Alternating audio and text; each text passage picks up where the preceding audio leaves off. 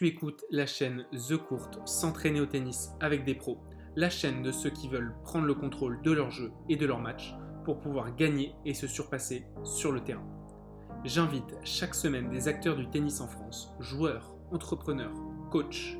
Viens discuter avec nous, je diffuse un épisode chaque dimanche matin.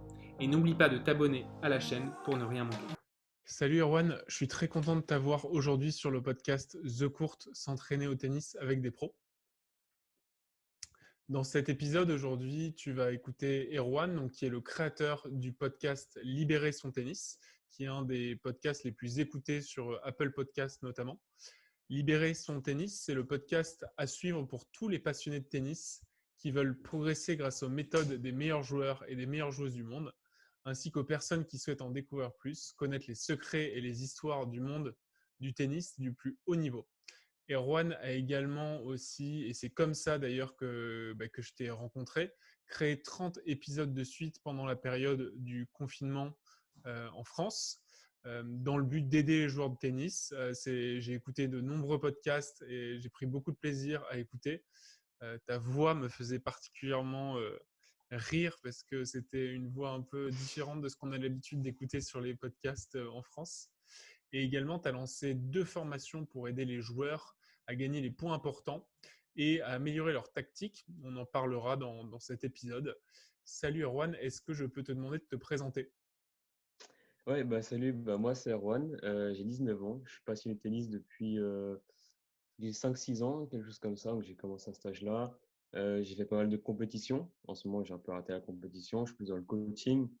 Et puis, j'ai lancé, comme tu l'as dit, Libération Tennis, parce que je suis passionné de tennis et j'adore parler de tennis, et de pouvoir essayer de créer un peu une communauté autour de tout ça. C'était ce que je voulais faire en fait.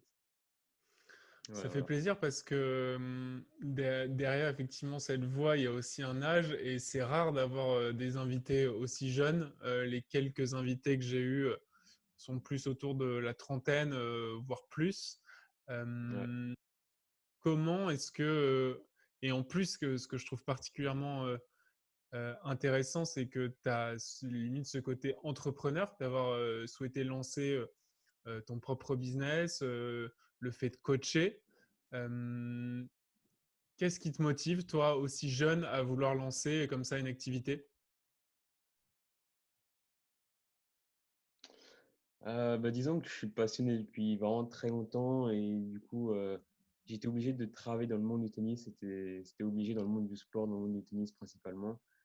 Et j'avais pas trouvé de podcast de tennis qui me convenait vraiment. En fait, au moment où je me suis lancé, il n'y avait pas de podcast en français. Et maintenant, il doit y en avoir une dizaine, un truc comme ça. Et donc, je voulais faire le podcast que j'aurais aimé écouter. Et donc, c'est pour ça que je me suis lancé. J'étais très motivé. Et donc voilà, quoi, je suis plutôt content de ce que, de ce que ça a fait en à peu près un an. Ça fait un an que j'ai lancé, je crois.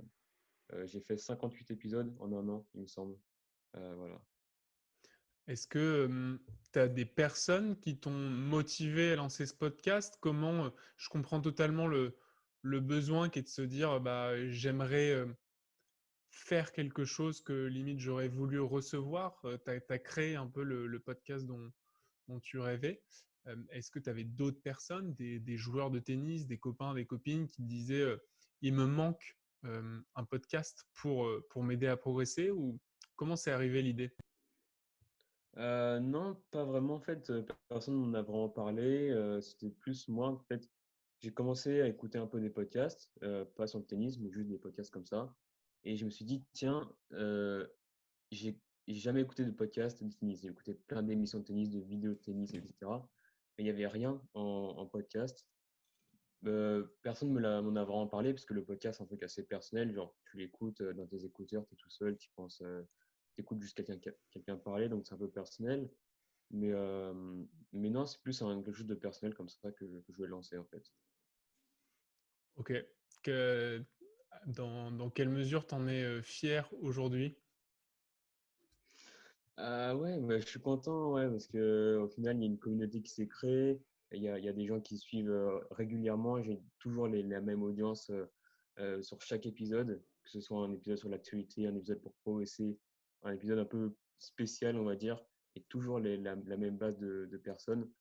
Donc ouais, je suis content de ce que ça a fait. Et au final, parler d'un sujet que je connais. Enfin, au début, j'ai une idée d'un sujet et au final, je ne sais pas exactement ce que je vais dire dessus. Donc, il faut que je me renseigne, il faut que je réfléchisse à tout ça. Et donc, en fait, ça m'a aussi aidé personnellement de faire ce podcast, en fait.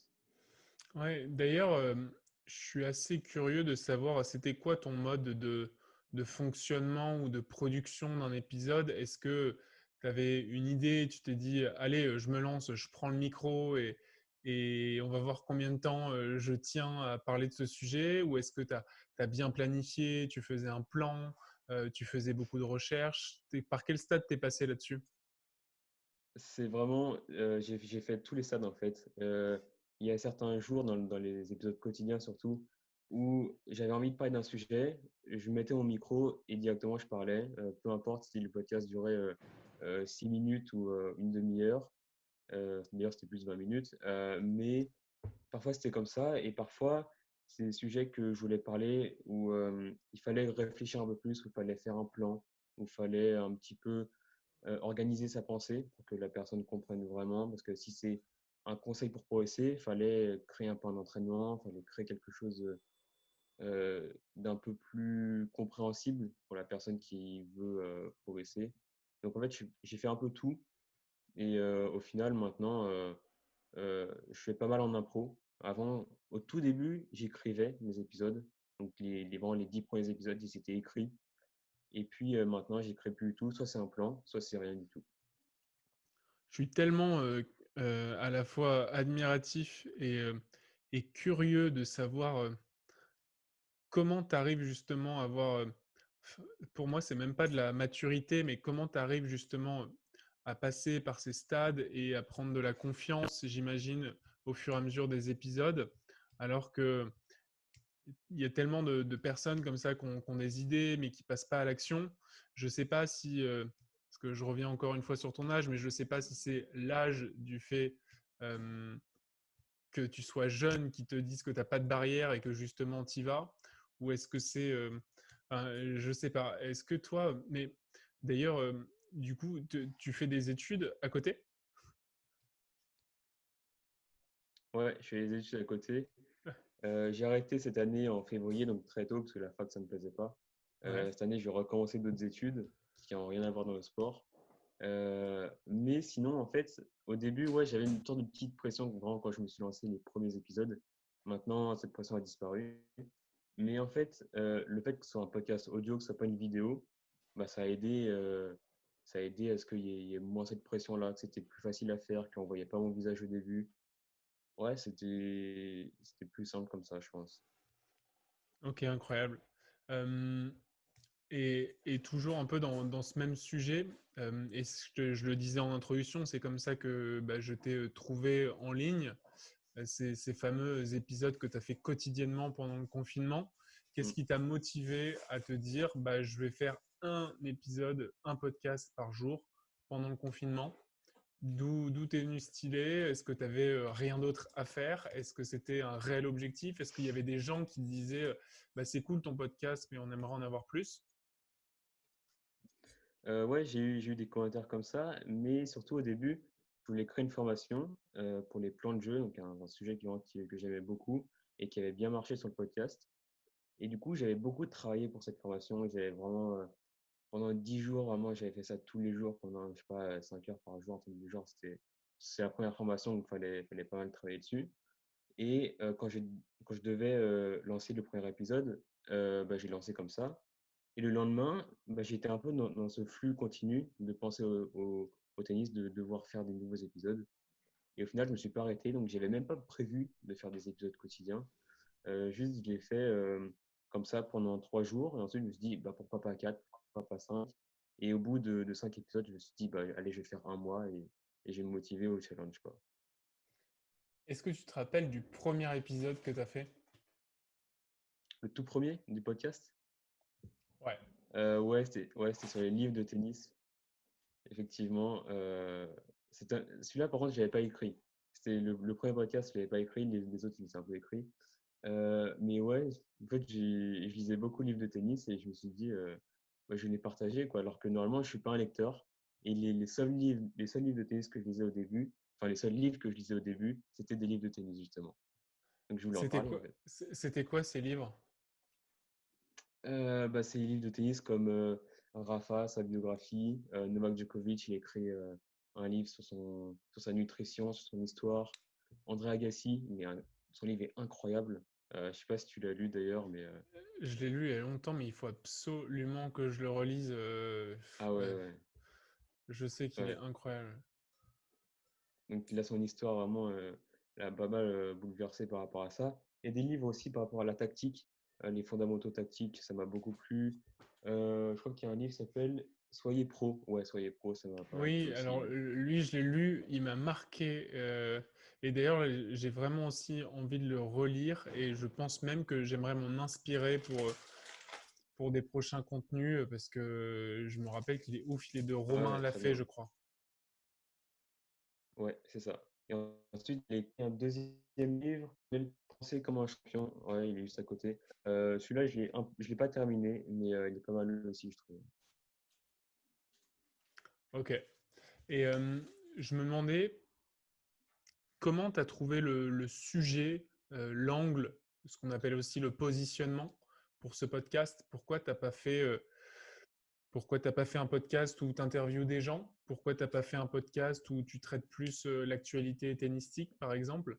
Et on en parlera juste après parce que je suis quand même hyper impressionné que du coup tu donnes quand même du coaching et de l'accompagnement sur le tennis pour avoir écouté des épisodes qui sont du coup enfin bons, pertinents, alors que tu n'as pas du tout de diplôme d'entraîneur de tennis, que tu as tu me contredis peut-être, mais que tu n'as aucune expérience de l'entraînement en tant que professeur. Ouais. Du coup, je ne sais plus quelle était ma première question. Mais Oui, oui, oui, sur l'actu, l'angle. pardon, un Comment t'as podcast sur trouvé l'actu. l'angle?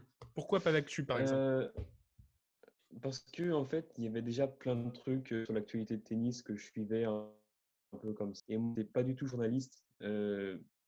Et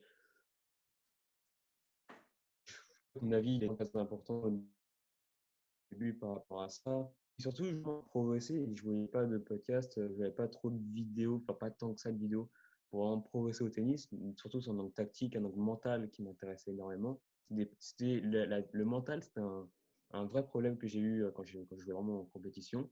Et j'ai réussi pas mal à résoudre ces problèmes-là.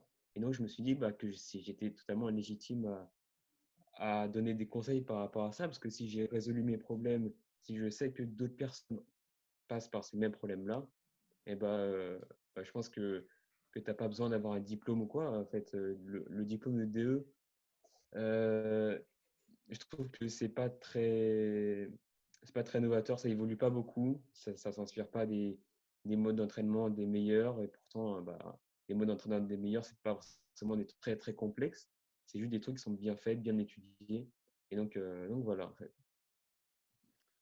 Pourquoi tu dis que tu trouves que les méthodes du DE sont anciennes ou trop vieilles? Parce que je me dis que le tennis d'aujourd'hui, il se joue pas mal dans la tactique, dans le mental, plus que dans des petits exercices ou dans la technique uniquement. Et en tout cas, les profs que j'ai eus quand j'étais plus jeune, parce qu'au début, j'avais vraiment des profs de club, et je voyais très bien que c'était toujours les mêmes exercices, c'était toujours sur la technique, jamais sur la tactique, jamais sur le mental. Et je pense que c'était un petit peu l'image du DE que je me suis fait. Peut-être que j'ai tort par rapport à ça, mais en tout cas, c'est l'image que j'en ai eue. Ouais, c'est fou. Je trouve ça que on pourrait limite penser que c'est prétentieux que de se dire que tu as résolu les problèmes mentaux que tu avais. Parce que finalement, Ouais. et on en parlera, mais moi j'ai plus l'impression que le tennis c'est infini. Genre j'ai l'impression que même Rafa, même Roger, ils n'ont pas fini d'apprendre, ils n'ont pas fini Ah ouais, non. de résoudre les problèmes qu'ils ont. Et comment toi tu peux penser que tu as déjà résolu les problèmes que tu avais? Ou résolve, je sais plus comment on dit. Résolu. Je suis assez loin d'avoir résolu vraiment tous les problèmes que j'ai eu mentalement. Je sais qu'il y a encore beaucoup de travail à faire, même sur la tactique, etc. Tu peux pas t'arrêter de progresser. Et c'est juste, parfois j'ai eu des blocages et si quelqu'un m'avait aidé à résoudre ces blocages-là quand j'étais dans ces moments-là, je pense que j'aurais progressé beaucoup plus vite, beaucoup plus tôt. Et ouais, ça m'aurait largement aidé, quoi. Est-ce que tu peux nous donner un exemple des blocages que tu as eus, que tu as fini par résoudre et que tu as réussi à enseigner justement dans les épisodes? Ouais, bah, c'est sur les points importants. Les points importants, j'avais énormément de mal, que ce soit des balles de break, des balles de set, des balles de match. Les balles de match, c'était horrible. Les tie-breaks, j'arrivais pas. Tout ça, c'était des moments importants qui me ralentissaient en match parce que je parlais plein de matchs que j'aurais dû gagner parce que tout simplement, je parle tout le temps. Et donc, j'enseigne pas mal des méthodes, des schémas de jeu où je me dis, je me concentre uniquement sur la tactique, rien sur le mental ou quoi. Juste, je me concentre sur jouer une balle à droite, jouer une balle à gauche, point. Et puis, me concentrer sur ma routine d'avant, avant de servir. Je fais très attention à ce que je fais et je me concentre vraiment là-dessus. Et ça, je pense que c'est tout bête comme truc. Euh, T'as pas besoin de t'entraîner 10 000 heures pour arriver à maîtriser des schémas de jeu ou des routines. Et pourtant, c'est un truc que j'avais jamais appris par quelqu'un d'autre, quoi. Donc si je te dis que moi en ce moment, je me suis remis au tournoi et que je n'arrive pas à gérer les points importants, ça fait je ne sais combien de fois que je break au troisième, que je me retrouve à 4-2, 30 A et que je finis toujours par... Ça fait 3 fois de suite que je perds 6-4 au troisième et qu'on est à 30 A dans tous les jeux. Genre, qu'est-ce que je dois faire pour être meilleur sur ces points importants? Ouais, du coup, pour les points importants, faut se concentrer uniquement sur exactement ce que tu dois faire, où tu dois mettre la balle.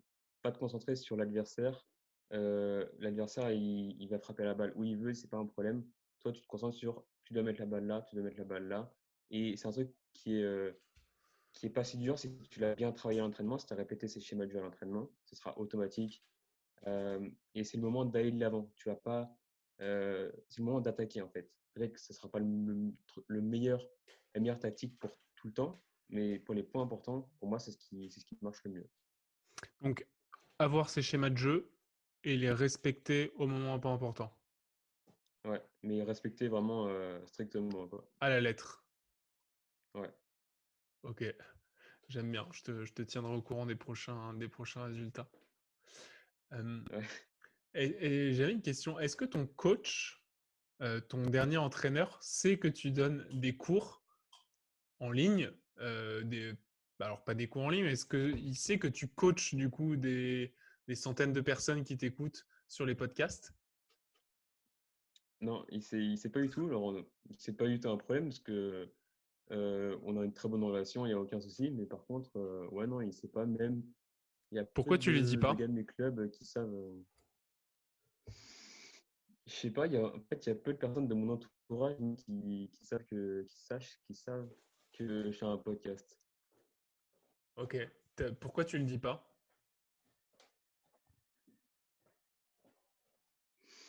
Je sais pas du tout, c'est un peu mon petit projet et je me dis que ouais, c'est comme ça, c'est perso, quoi. Enfin, c'est perso, mais je le partage à des centaines de personnes. Ok. Euh, euh, Aussi, j'ai vu. Alors, du coup, tu me disais, il y a une dizaine de podcasts. C'est marrant, j'en avais pas trouvé autant, moi, sur le tennis en France. J'aurais plus dit 5. Dans ma tête, il y avait celui de Tennis Magazine, celui d'Antoine Beneteau, évidemment, qui est génial. Celui de Tennis Magazine. J'ai vu RMC Sport. Il y a Tennis Légende qui a lancé son podcast récemment. Ouais, T'en avais t'en as un vu peu plus d'autres? en vrai. Ouais, t'en as d'autres. Tu as dans la catégorie sport au tennis de Apple Podcast et t'en as vraiment plein d'autres. T'en as pas mal en français quand même, ça s'est bien développé. Que ce soit des interviews ou des podcasts un peu différents, ouais, t'en as pas mal en fait.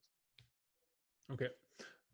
Et j'aimerais qu'on parle aussi des formations que tu vends, donc, du coup, ce que je pourrais appeler des entraînements en ligne. J'ai Ouais, vu que tu avais lancé 2 entraînements en ligne. Donc, l'objectif, c'est de continuer dans l'apprentissage que tu permets gratuitement grâce à tes podcasts, d'avoir cette fois-ci pour les personnes qui ont envie d'aller encore plus loin dans l'expérience avec toi, de pouvoir passer de l'autre côté et recevoir vraiment du coaching de ta part avec 2 formations. J'avais vu une formation sur comment gagner les points importants. Justement, c'est un peu ce dont on vient de parler, il y a quoi du coup dans cette formation? Ça Ouais. ressemble à quoi de l'autre côté? Alors cette formation, c'est vraiment, ouais, comme tu le dis, pour les personnes qui veulent aller vraiment plus loin et qui veulent avoir des trucs concrets et pratiques. Donc, tu as pas mal de schémas tactiques et j'explique ces schémas tactiques, je les explique sur des documents et en vidéo. Donc, en vidéo, je filme mon écran et je te montre exactement ce qu'il faut faire pour ce genre de schéma et comment s'entraîner. Donc, il y a un petit guide pour s'entraîner. Donc, tu as, je crois, 3 ou 4 entraînements pour s'améliorer là-dedans. Et tu as aussi quelques conseils audio, comme un podcast en fait, mais un peu différent du format podcast. Enfin, c'est un podcast qui est un petit peu plus long et qui va un peu plus dans le détail et qui est un peu plus structuré, on va dire. Mais comment tu trouves, les ressources que tu mets là-dedans? Est-ce que, j'imagine bien que du coup tu peux te servir de l'expérience que tu as eue, mais est-ce que tu as d'autres moyens pour trouver, par exemple, je te donne mon exemple. Moi, ça fait, bah, du coup, j'ai 30 ans, ça fait, 25 ans que je suis sur le terrain de tennis. J'ai suivi, Jules, mon frère, sur le circuit ATP.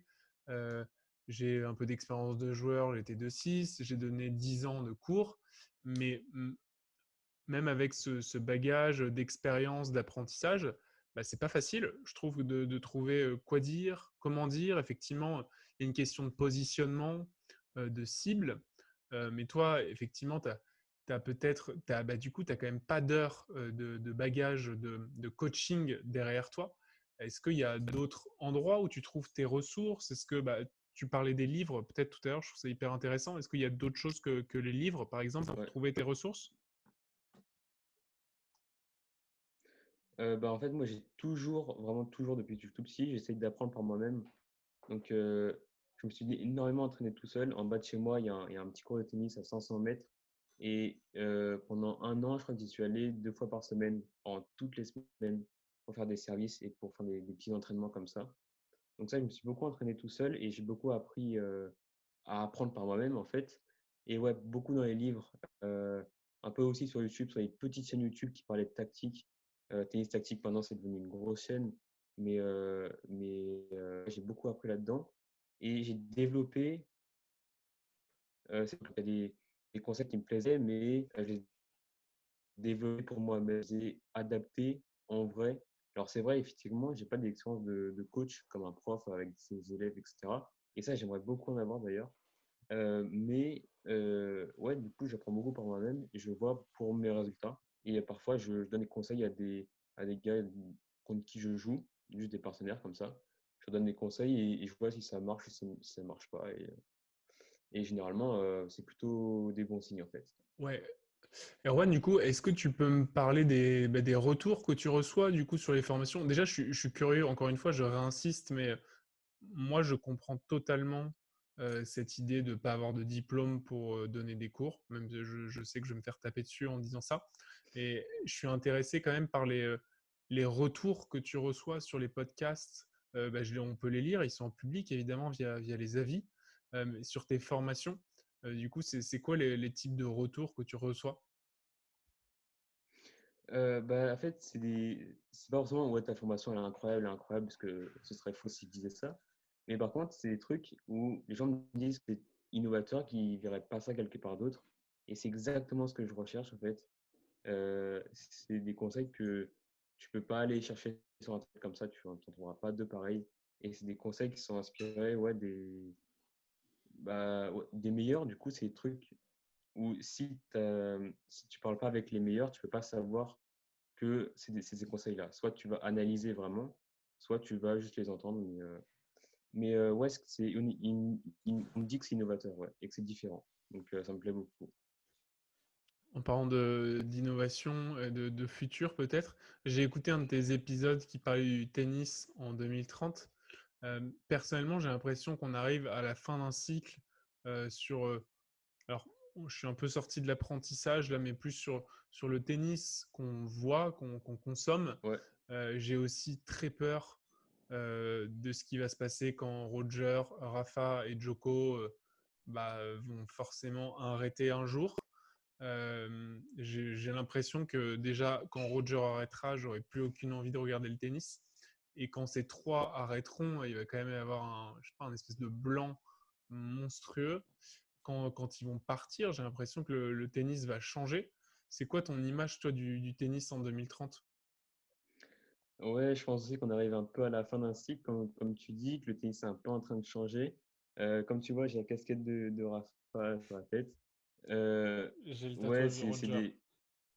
incroyable, incroyable. Ouais, bah c'est des... Moi, j'ai grandi avec ces joueurs-là, donc en fait, je me vois pas regarder du tennis sans eux. Je me vois pas dans un grand chelem à Roland-Garros sans eux. Euh, Après, je trouve qu'il y a quand même une nouvelle génération qui est en train de se construire. Surtout avec Tsitsipas, pour moi, qui est la relève. Il y a Tim qui joue extrêmement bien. Mais c'est vrai, je pense que le tennis va évoluer avec une nouvelle génération, mais aussi un peu dans les règles du tennis qui peuvent, je pense, un peu évoluer. Alors, il y a l'UTS qui s'est lancé, que je trouve très intéressante, enfin très intéressant. Mais ouais, je pense que ça va changer. Niveau, En termes de règles, c'est possible que ça change en termes ouais, de plus de format de jeu, donc avoir un format peut-être différent. Je ne sais pas si on aura toujours les 5-7. Moi, j'aime bien les matchs en 5-7, mais ça va sans doute changer par rapport à ça. Après, je pourrais pas dire exactement quoi. Je sais que ce qui parle beaucoup à la tête de la l'ATP, avec les joueurs surtout, mais c'est sûr que ça va changer, ouais. Comment tu restes au courant des informations du circuit, de ce qui se passe? Moi, je sais que je consomme pas trop d'informations et d'ailleurs pas trop d'informations tennistiques non plus. Je parle vraiment sur les actualités de l'ATP, encore moins WTA. Comment tu restes euh, lié à l'information, toi? Il y a quelque chose qui s'appelle, alors je connais plus le nom du magazine, ça s'appelle Le Cours ou quelque chose du genre. Toi, tu as The Course, mais il y a un truc qui s'appelle Le Cours aussi, Ouais. euh, qui a un compte Instagram et qui a un site qui est assez intéressant. Il y a Ah oui, aussi, je vois ce que c'est. ouais, il y a un truc, je lis aussi pas mal les magazines, donc Tennis Magazine, ils ont un truc pas mal, mais je regarde pas trop les journaux comme l'équipe, je regarde pas du tout ça.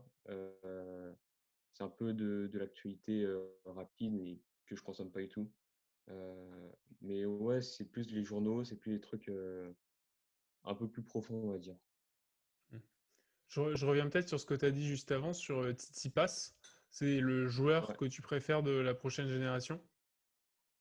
Ouais, ça fait très longtemps que je le suis. Ça fait depuis, je crois, 2016 que je le suis. Il n'avait même pas encore percé l'Open d'Australie.